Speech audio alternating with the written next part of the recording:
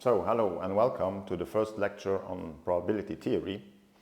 The aim of today's lecture is to introduce the two formal concepts of events and sample spaces.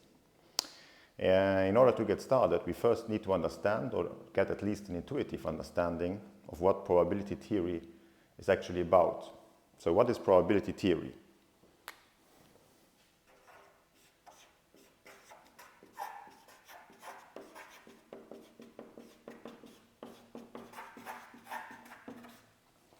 Well, probability theory is actually the mathematics of randomness.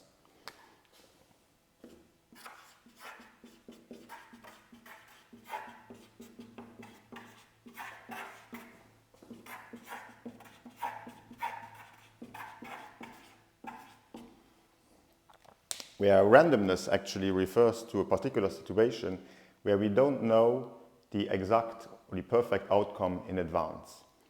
So probability theory basically allows us to quantify the likeliness of different outcomes in an experiment, usually called a random experiment. A typical example of a random experiment is, for instance, the flip of a coin, which is either heads or tails, but we don't know in advance the perfect outcome of flipping the coin. So the other question that we have to answer before we come to the two concepts of events and sample spaces is, what is a random experiment actually?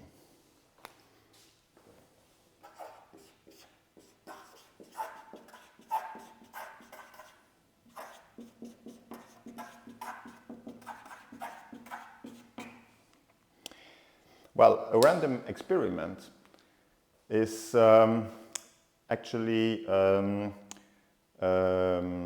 perfectly defined procedure which will produce different outcomes, but we don't know the outcomes in advance. So two typical examples of random experiments are, for instance, the one that I already mentioned, it's the flip of a coin or the coin flip.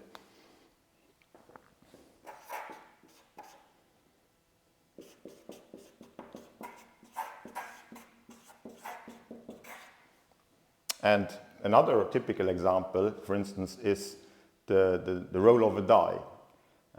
In the roll of the die, the possible outcomes are numbers between 1 and 6. So this is a second example.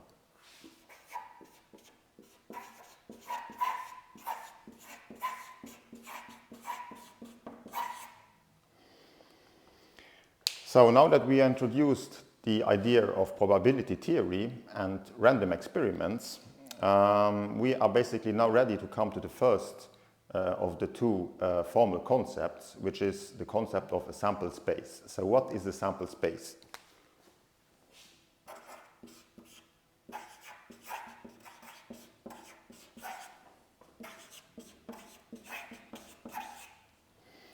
Well, a sample space basically is a mathematical set of all possible outcomes of a random experiment. So, for instance, in the case of the coin flip, we basically have either heads or tails as outcomes.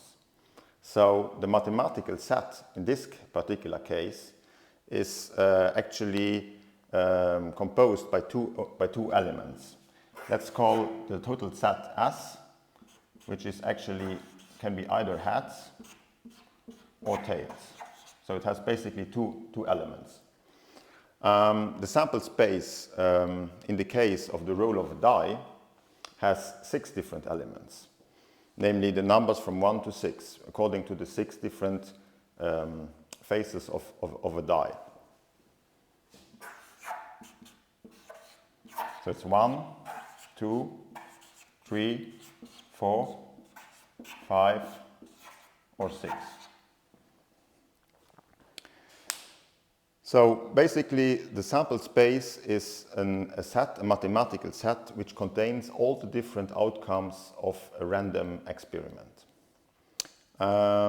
So now that we know what the sample space is, we can come and try to answer the last question, which is the one of what is an event. So we can imagine different events in different contexts, so for different random experiments, for instance. So let's focus on the first random experiment, which was the flip of a coin. And here, for instance, we could ask as event, what is the event of having or of obtaining heads when flipping a coin? So one subset actually of the sample space would actually be the singleton H for heads. So what is the event or events, plural? For instance, in the context of the flip of a coin, it could be, let's call it A, which is a mathematical set which contains the singleton H.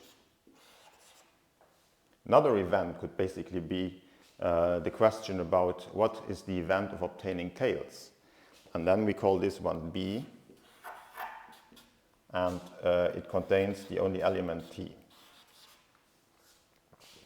In the case of the roll of a die, we could also ask, for instance, a question like, what is the event of obtaining an odd number when rolling a die? So we see from the sample space, which contains all the possible different elements of a random experiment or outcomes of a random experiment, could be 1, first odd number of the sample space, could be 3, which is the second one, or 5. So we can call it again A for this, let's call this here A according to this A, and this here B. So basically A, in this case, could be the singleton 1, 3, and 5. We could also ask the question, what is the event of obtaining an even number? And even numbers, we have basically again here 3 even numbers, which is 2, 4, or 6. So let's call this one again B, and then we obtain 2, 4, or 6. What is interesting to observe is that for both random experiments of flipping the coin or rolling the die, we have here events that have nothing in common. So basically in A there is no element T, and in B there is no element H. Again, here for the roll of the die, we have like the subset A, which has 1, 3, and 5 as elements, and B has 2, 4, and 6. So in mathematical terms, we could basically write this as A intersection of B is nothing, or in mathematical terms, the empty set.